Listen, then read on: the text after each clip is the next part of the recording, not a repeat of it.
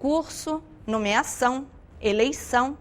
Se todas as formas têm falhas, como afinal escolher um diretor? É a combinação de métodos que vai fazer com que a gente tenha uma escolha de diretor que atenda essas duas premissas. A premissa da democracia e a premissa da aprendizagem, do diretor realmente ser o diretor esteja preparado e plenamente capacitado e capaz de fazer com que faça essa gestão pedagógica e garanta que os seus alunos aprendam. Pensando nas premissas e pensando nessas tarefas que um diretor tem, eu trouxe algumas pesquisas que trazem algumas evidências. Então, aqui, essa pesquisa é da Roberta Biondi e da Fabiana de Felício, de 2007. A primeira conclusão desse estudo, que é atributos escolares e desempenho dos estudantes, a primeira conclusão desse estudo é a evidência do efeito positivo sobre os resultados de matemática da combinação de seleção com eleição. Hoje todos sabem que é uma das disciplinas que a gente tem tido maior dificuldade de avançar no Brasil, né?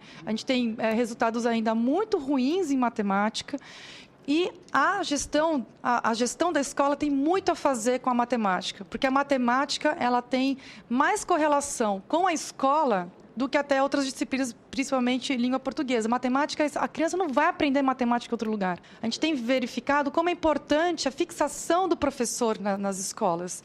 E quando o aluno tem aula, quando ele passa com um professor, ele não tem troca de professor ao longo do ano, e isso tem muito a ver também com a gestão do diretor, o desempenho é 4,2 pontos maior do que relativamente às turmas que tiveram mais do que um professor naquele período. Quando a gente tem só eleição, o que acontece é que, em geral, o próprio processo de eleição, aquele que está se colocando para ser o diretor, ele formula um plano que nem sempre tem como resultado, como direcionamento, a aprendizagem dos alunos. Às vezes ele prefere, ou ele acaba, até por uma questão de ser eleito, coloca ali no seu plano de eleição outros fatores que são mais palatáveis para os seus eleitores, para os seus futuros eleitores, né? E há evidências de construção de uma cultura de conivência em detrimento da melhoria necessária, justamente por isso. A maneira que hoje eu tenho é de que nós mantemos a democracia do processo eleitoral, mas nós vinculamos isso ao mérito de só votar entre candidatos que têm um diploma de gestor educacional. Então, a ideia que eu defendo, primeiro, é que o governo brasileiro, a União, como responsável que deve ser pela educação dos brasileiros, porque ao nascer nós somos primeiro brasileiro e depois é que somos estadual e municipal, deveria criar cursos de gestão de escolas, aberto até para quem não seja professor. Quando houver uma eleição em uma escola, os que tiverem este diploma se apresentam como candidatos e a comunidade escolhe. E o diretor é a figura principal, eu diria mais, é o insumo principal. Mas só ele também não basta. Eu não concordo que o diretor seja a coisa mais importante da escola. A coisa mais importante da escola é o aluno, é o educando, é ele que faz. Sem concordância dele não existe. Tudo tem que convergir para lá. Escola sem diretor funciona. Os professores entram num acordo. Sem professor não funciona. Tenho 2 livros falando de 2 experiências. Os diretores renunciaram a ser diretores, um em São Paulo, e 2 em São Paulo, na prefeitura e no estado, e passaram a dirigir a escola como um colegiado. No município de Aracaju, já tem 5 ou 10 anos, tem uma experiência em que não existe diretor. Inúmeros estudos e pesquisas, e eu tenho alguns deles, têm demonstrado que o que se exige do diretor, em termos técnicos, em comparação com o que o bom professor detém, é tão ínfimo e tão relacionado à prática do dia a dia da escola que o aprendizado técnico das matérias relacionadas à administração, à gestão, que costumam povoar os cursos superiores, é não apenas innecessário como inútil. Somente os que veem no diretor um gerente de fábrica, agora estão vendo já o diretor como um carcereiro, já não é nem mais gerente de fábrica.